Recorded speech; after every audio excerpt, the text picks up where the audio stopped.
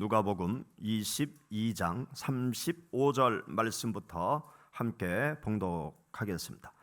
그들에게 이르시되 내가 너희를 전대와 배낭과 신발도 없이 보내었을 때에 부족한 것이 있더냐?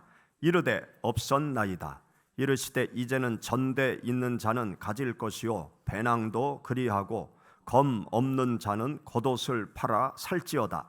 내가 너희에게 말하노니 기록된 바 그는 불법자의 동류로 여김을 받았다 한 말이 내게 이루어져야 하리니 내게 관한 일이 이루어져 감이니라. 그들이 여짜오되 주여 보소서 여기 검 둘이 있나이다. 대답하시되 족하다 하시니라. 아멘. 하나님께서 여러분들의 가정 가운데 강건함과 평강의 축복으로 함께 하시길 축원합니다. 오늘 우리가 함께 읽은 본문 말씀은 예수님께서 십자가 죽음의 길로 가시기 전날 제자들에게 남기신 말씀입니다. 예수님께서 죽음의 길로 가시기 전 유언적 말씀을 주셨기 때문에 이 말씀은 특히 우리들의 마음속에 유념해야 될 귀한 말씀 중에 한 말씀입니다. 오늘 우리가 함께 읽은 여기 성경 말씀에 보면 예수님께서 무엇에 대해서 말씀을 하시는가 하면 전대에 대해서 말씀을 하세요. 성경 말씀을 보면 예수님이 전대에 대해서 말씀을 딱 2번 하셨습니다. 2번 하셨는데 그 말씀이 서로 상반된 말씀을 예수님께서 하세요.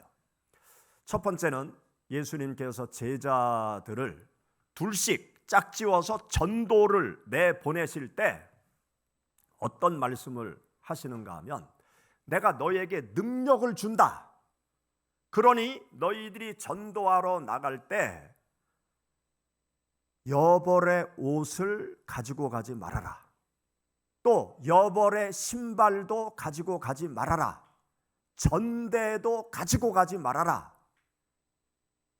그냥 너희들이 가지고 다니는 지팡이 하나만 딸랑 들고 전도하러 가라. 그렇게 예수님께서 말씀하셨어요. 그런데 오늘 우리가 함께 읽은 여기 본문 말씀에 보면 예수님께서 제자들에게 어떤 말씀을 하시는가 하면 이제는 전대를 가지고 가라. 가방도 가지고 가라. 검도 사라. 그렇게 예수님께서 말씀하세요. 여러분, 우리가 함께 읽은 본문 말씀 36절의 말씀 우리 다시 한번 읽어보시죠. 이르시되 이제는 전대 있는 자는 가질 것이요 배낭도 그리하고 검 없는 자는 겉옷을 팔아 살지어다. 예수님께서 이전엔 전대를 가지고 가지 말라고 하셨는데 돌연 왜 전대를 가지고 가라, 전대를 지녀라 그렇게 말씀하셨을까요? 예수님과 함께 제자들이 3년 동안 복음전도 활동을 했죠. 예수님을 따라서 제자들이 다닐 때는 사실 부족한 게 없었어요. 왜냐하면 예수님께서 놀라운 능력을 행하셨죠. 병자를 고치셨습니다. 안진뱅이를 일으켜 세웠어요. 듣지 못하는 사람을 듣게 하셨어요. 벙어리 된 사람의 입을 열어서 말하게 하셨어요. 앞을 보지 못하는 사람의 눈을 뜨게 해서 앞을 보는 기적의 역사를 행하셨습니다. 심지어 죽은 자까지 살려내는 놀라운 기적을 예수님께서 행하셨어요.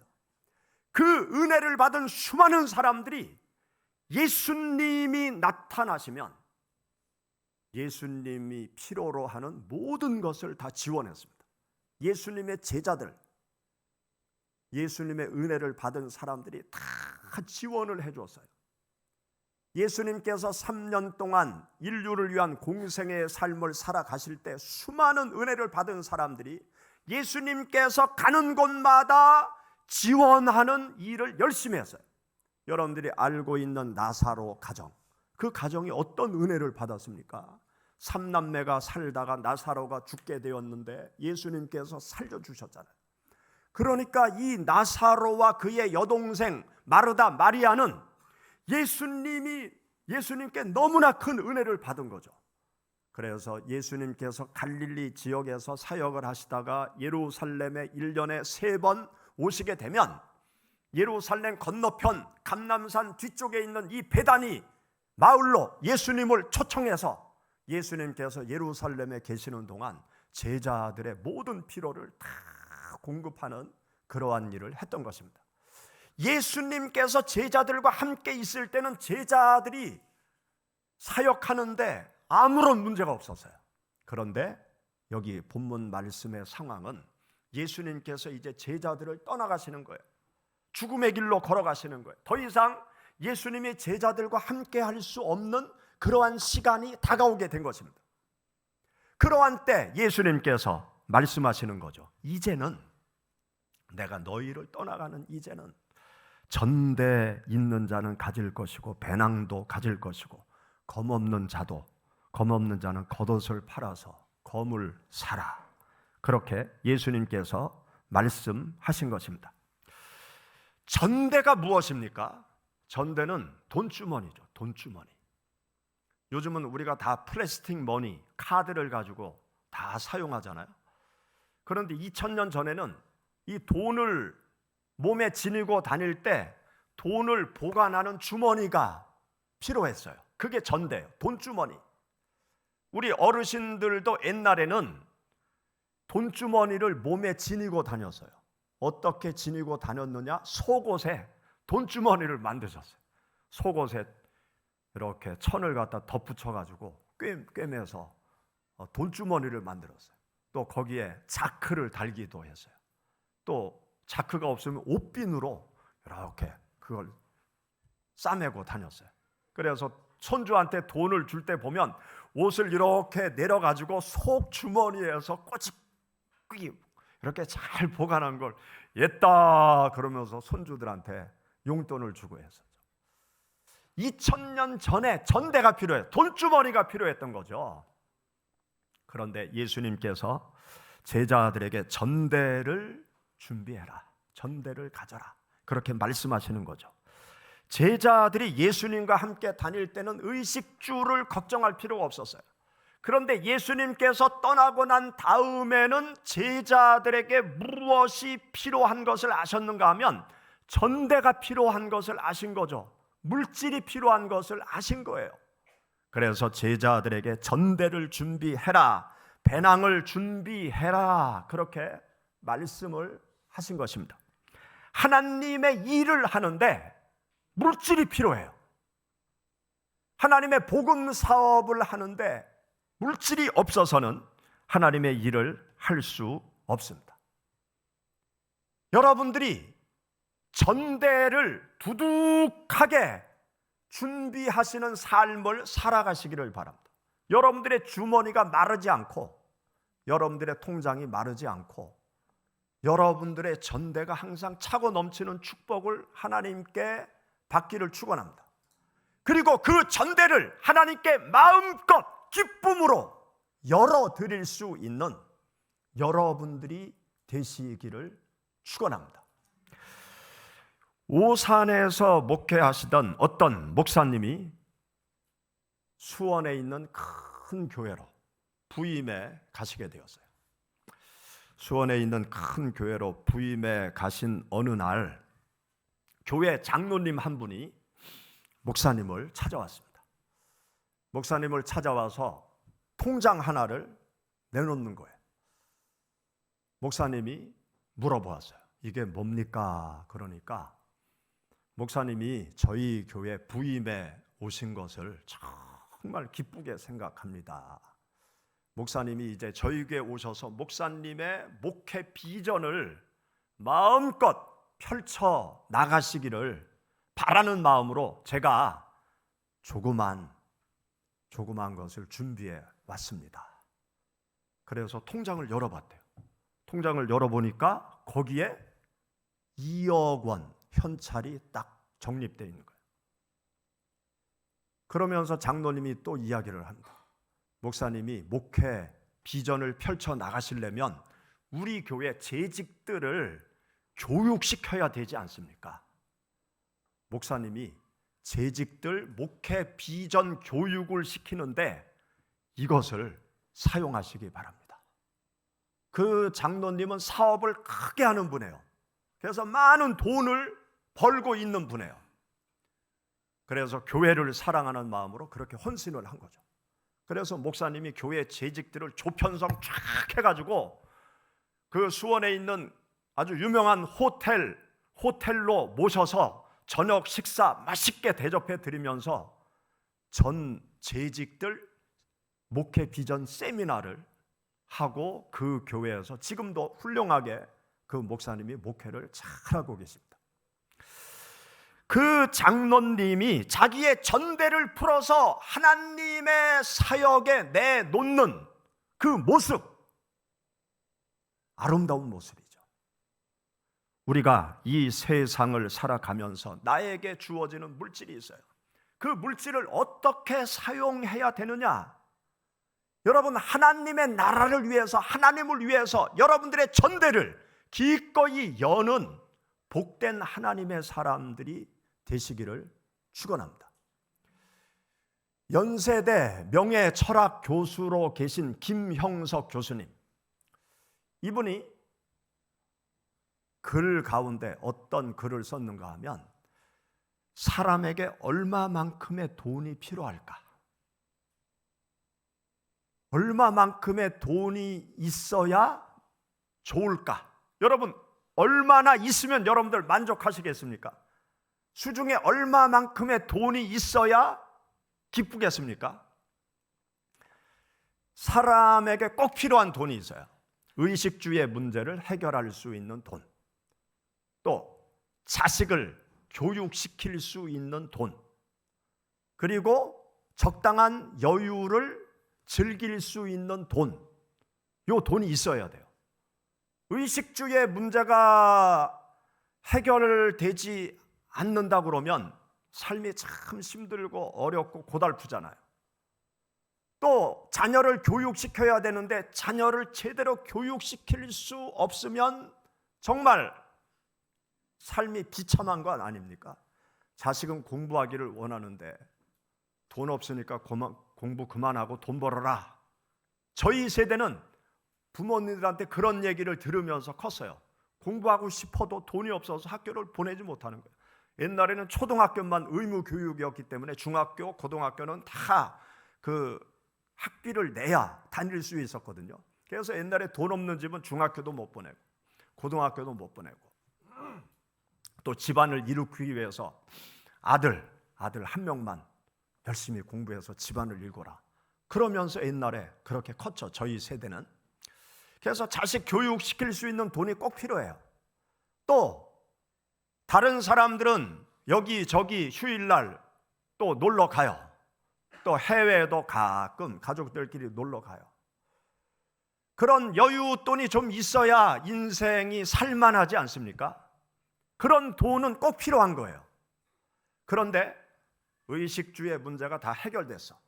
자식도 충분히 교육시킬 만큼 시킬 수 있어.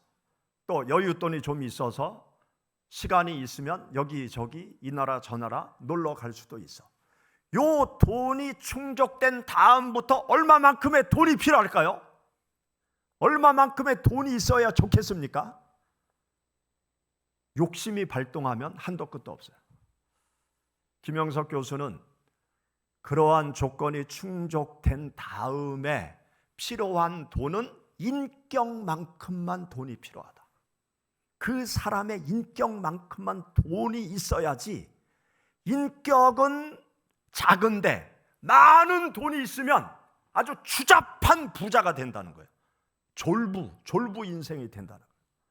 그 돈 가지고 아주 못되게 행동하고 사람들 상처 입히고 자기를 드러내기 위해서 별짓 다 하는 이상한 졸부밖에 되지 않는다는 거죠. 저는 그 글을 보면서 한 가지가 더 필요하다. 인격만큼 돈이 필요할 뿐만이 아니라 믿음만큼 돈이 필요하다. 믿음이 없는, 인격이 있는 부자, 하나님께로 영원히 오지 않을 가능성이 많아요. 인격이 있고 자기가 의롭게 살아가고 선을 베푸니까 하나님을 찾을 이유가 없는 거예요. 그리고 믿음은 없는데, 믿음은 약한데 돈이 많아봐요. 인격은 있어요. 그 사람은 불신앙의 길로 갈 확률이 높아요. 그래서 신명기 말씀, 구약성경, 잠언서 말씀, 그런 곳에 보면 부하게도 마시고 가난하게도 마옵시고 하나님을 인정하면서 하나님을 높이면서 찬양할 수 있는 그러한 은혜를 주옵소서, 그러한 기도를 하나님 앞에 드린 하나님의 사람들이 있지 않습니까? 우리들에게 인격보다 더 중요한 것, 이 믿음의 그릇만큼 물질이 필요해요. 나의 믿음이 큰 그릇이라고 그러면 그 안에 인격이 담기고, 그 믿음과 인격의 그릇 안에 물질이 담겨 있으면 이 사람은 하나님을 위해서, 이웃 사랑을 위해서 마음껏 보람 있고 가치 있고 의미 있는 인생의 삶을 살아갈 수 있게 될 것입니다. 사랑하는 여러분, 우리가 이 세상을 살아갈 때 하나님께서 나의 삶 동안 허락하시는 물질, 그 물질을 가치 있고 의미 있는 하나님의 나라를 위해서, 이웃 사랑을 위해서 마음껏 전대를 열 수 있는 여러분들이 되시기를 주의 이름으로 축원합니다. 성경 말씀 가운데 로마서 말씀을 보면 바울 사도가 로마에 있는 성도들에게 요청하는 바울의 마음이 담겨져 있어요. 바울 사도가 로마서를 기록해서 로마 교회 성도들에게 하나님의 말씀을 보내는 목적이 여러 가지가 있는데, 그 중에 중요한 목적 중에 하나가 있는데요, 그것은 로마 교회 성도들에게 특별한 부탁을 하는 거예요. 그 부탁의 내용이 뭐냐? 로마서 15장 한번 찾아보시죠. 로마서 15장 23절 말씀부터 28절, 로마서 15장 23절부터 28절 우리 다 같이 봉독하겠습니다. 이제는 이 지방에 일할 곳이 없고 또 여러 해 전부터 언제든지 서바나로 갈 때 너희에게 가기를 바라고 있었으니 지나가는 길에 너희를 보고 먼저 너희와 사귐으로 얼마간 기쁨을 가진 후에 너희가 그리로 보내주기를 바람이라. 그러나 이제는 내가 성도를 섬기는 일로 예루살렘에 가노니 이는 마게도냐와 아가야 사람들이 예루살렘 성도 중 가난한 자들을 위하여 기쁘게 얼마를 연보하였음이라. 저희가 기뻐서 하였거니와 또한 저희는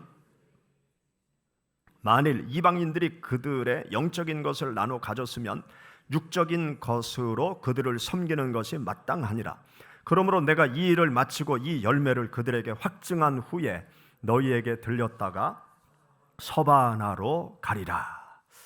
바울 사도는요, 하나님의 부르심을 받고 난 후에 이방인을 하나님께로 인도하라는 사명을 받고 그의 마음속에 땅끝까지 가서 복음을 전하고자 하는 열망을 가지고 사역에 임했어요.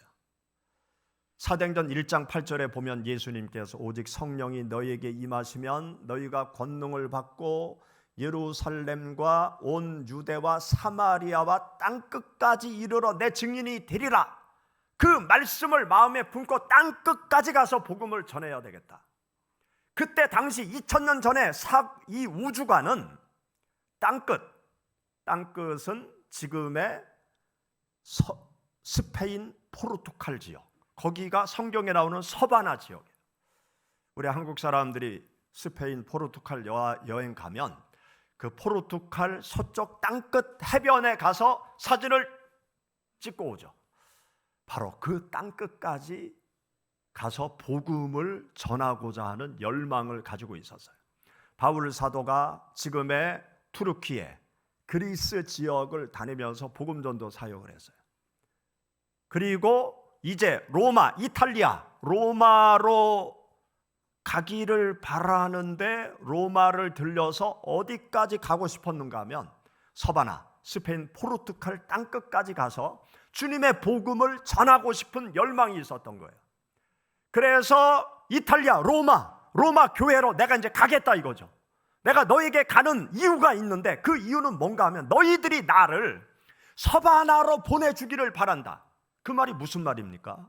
너희들이 내가 서바나로 가는 그 사역, 전도, 선교, 후원을 너희들이 해 주었으면 좋겠다. 그 마음을 로마서 말씀을 기록해서 보낼 때 담아 보낸 거예요. 복음 전도 사역을 하는데 물질적으로 후원하는 하나님의 사람들이 필요합니다. 여러분들이 이 세상을 살아가면서 열심히 기도하며 일하면서 많은 물질의 축복을 하나님께로부터 받으시기 바랍니다. 하나님은 지금도 어떤 사람에게, 어떤 하나님의 사람들에게 내가 물질의 복을 줘야 나를 위해서 사용할 수 있을까? 그 사람을 찾으시는 하나님이 우리가 믿는 하나님이세요. 하나님 앞에 기도하세요. 하나님, 저에게 많은 물질의 복을 주옵소서. 나의 전대를 가득 채워 주옵소서. 차고 넘치도록 채워 주옵소서. 그러면 제가 하나님을 위하여 마음껏 쓰겠습니다. 그런 기도를 하나님 앞에 드리세요. 그러면 그릇이 되면, 믿음이 되면 하나님께서 채워주십니다. 여러분, 우리가 사도행전의 교회를 우리가 본받아야 될 교회로 생각하잖아요. 초대교회로 돌아가자 그렇게 얘기를 하잖아요. 초대교회가 어떤 공동체였습니까? 사랑의 공동체라고 우리가 말을 하잖아요. 그 사랑의 공동체 속을 들여다보면 왜 사랑의 공동체냐? 초대교회 성도들은요, 서로를 도와줬어요. 마음 아주 기쁘게 어려운 사람들을 도와주면서 함께 사랑의 공동체를 이뤘어요. 그런데 서로 도와주기 위해서는 누군가가 전대를 열어야 되잖아요. 전대를 여니까 어려운 사람들을 돕는 사랑의 공동체를 만들어 가게 된 거예요. 여러분, 성경 말씀을 찾아보시기 바랍니다. 사도행전 4장 32절부터 37절 말씀에 보면 초대교회 사랑의 공동체의 모습을 자세하게 기록을 해놓고 있는데 그 중심 깊은 곳에 전대를 활짝 여는 하나님의 사람들이 있었던 거예요. 우리 사도행전 4장 32절부터 37절 같이 봉독하겠습니다. 믿는 무리가 한 마음과 한 뜻이 되어 모든 물건을 서로 통용하고 자기 재물을 조금이라도 자기 것이라 하는 이가 하나도 없더라. 사도들이 큰 권능으로 주 예수의 부활을 증언하니 무리가 큰 은혜를 받아 그 중에 가난한 사람이 없으니 이는 밭과 집 있는 자는 팔아 그 판 것의 값을 가져다가 사도들의 발 앞에 두매 그들이 각 사람의 필요를 따라 나누어 줌이라. 구브로에서 난 레위족 사람이 있으니 이름은 요셉이라. 사도들이 일컬어 바나바라 하니 그가 밭이 있음에 팔아 그 값을 가지고 사도들의 발 앞에 두니라. 아멘. 여기 말씀에 보면 초대교회 성도들은요, 핍박이라는 상황 속에 놓여져 있어요. 예수님을 믿으면 붙잡혀가고 죽을 수도 있었어요. 예수님을 믿는다는 것을 드러내놓고 얘기하지 못해요. 예수 믿는 것이 발각되면 직장에서 쫓겨나요. 사회에서 매장되는 거예요. 그런 상황 속에서도 예수님 믿는 사람들이 많이 생겨난 거죠.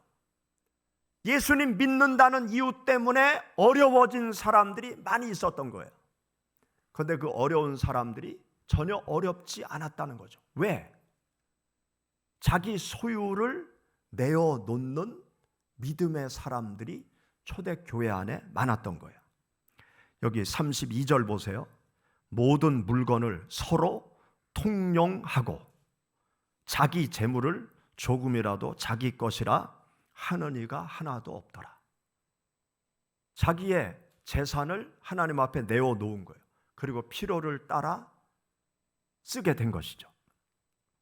34절에 보면 그 중에 가난한 사람이 없으니 이는 밭과 집 있는 자는 팔아 그 판 것의 값을 가져다가 사도들의 발 앞에 두었다. 부동산을 파는 거예요. 아파트 2채 있는데 한 채 필요 없어. 내가 팔아가지고 교회 헌금하는 거예요. 그럼 사도들이 그것을 나눠주는 거죠. 어려운 사람들에게 나눠주는 거예요. 또 36절에 보면 구브로에 난 레위족 사람이 있으니 이름은 요셉이라. 사도들이 일컬어 바나바라. 번역하면 위로의 아들이라 하니 그가 밭이 있음에 팔아 그 값을 가지고 사도들의 발 앞에 두니라. 땅을 팔아서 하나님 앞에 드리는 거예요. 자기의 전대를 활짝 열어서 교회 어려운 성도들을 돕는 그런 일을 했던 거예요. 초대교회가 사랑의 공동체였는데 그 사랑의 공동체가 될 수 있었던 것은 전대를 여는 하나님의 사람들이 많았던 거예요. 우리가 얘기하잖아요. 초대교회로 돌아갑시다. 초대교회로 돌아가게 하옵소서 기도하잖아요. 말로만 백날 기도하면 초대교회로 갈 수 있는 거냐? 아니에요. 전대를 여는 하나님의 사람들이 있어야 되는 거예요. 나의 소중한 것을 내어놓는 하나님의 사람들이 많아야 되는 거예요. 나의 물질의 전대, 시간의 전대, 재능의 전대, 삶의 전대를 하나님 앞에 풀어놓고 시간을 내어 하나님 앞에 봉사하고 내 재능을 들여 하나님을 위해서 봉사하고 나의 소중한 전대를 여는 하나님의 사람들이 있어야 실제적인 초대교회 사랑의 공동체를 이루어 갈 수 있는 것입니다. 우리들의 삶 자체가 하나님 앞에 내 귀한 전대를 여는 그러한 하나님의 사람들이 많아야 사랑의 공동체를 회복할 수 있는 것입니다. 사랑하는 여러분, 우리가 코로나를 지나오고 올해 교회들이 다시 회복하는 일들을 하고 있어요. 우리가 올해 성탄절에 전도 축제를 하려고 합니다. 교회 나오다 나오지 않는 분들, 또 가족 중에 믿지 않는 분들, 절친 중에 믿지 않는 분들, 그런 분들을 하나님께로 인도하는 일을 하려고 해요. 또 제가 독일에 가서 26일부터 28일까지 3일 유럽 한인 청소년 집회를 인도하고 오려고 합니다. 그런데 이러한 전도 축제를 하기 위해서는 전대가 필요해요. 지난주에 여러분들에게 그 후원 바라는 안내문을 내어드렸죠. 여러분들이 하나님 앞에 기도를 드리실 수 있기를 바랍니다. 영혼들을 전도하려고 우리가 계획을 세우고 있는데 필요한 자원이 있는데 하나님 공급해 주옵소서. 그렇게 기도하시다가 나에게 하나님이 감동을 주시면 기쁨으로 전대를 여시는 여러분들이 되시기를 바랍니다. 내 물질이 가는 곳에 내 마음도 따라가고 마음이 담긴 물질을 하나님께서 기뻐 받으시고 그것을 통해서 영혼 구원의 열매가 나타나고 하나님께서 나의 전대를 다시 채워주시는 그 놀라운 축복을 여러분들이 경험하시기를 바랍니다. 주님께서 마지막으로 제자들에게 우리들에게 주시는 말씀, 전대를 가져라. 여러분들이 전대를 준비하시고 전대를 주님께 내어드릴 수 있으시기를 주의 이름으로 축원합니다.